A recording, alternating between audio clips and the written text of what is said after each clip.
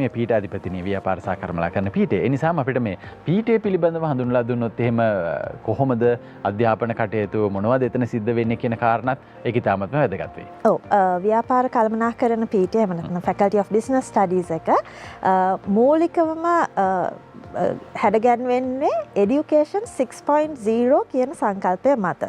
එතකොට මම පැහැදිලි කිරීමක් කරොත් Education 6.0 කියන්නේ මොකක්ද කියලා අද අපි දන්නවා. අපි මේ ජීවත් වෙන පරිසරය තාක්ෂණය කියන්නේ හැම විටම අපේ ජීවිතයේ එකතු වෙලා තියෙන දෙයක්.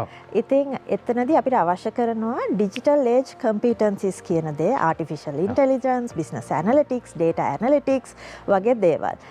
ඉතින් ඒ වුණත් අපි හැමෝම මිනිස්සුයෝ. එතකොට human focused learning කියන එකත් අනිවාර්යයෙන්ම මේ education එක තුල අන්තර්ගත වෙලා තියෙන්න ඕනේ අධ්‍යාපනය තුල.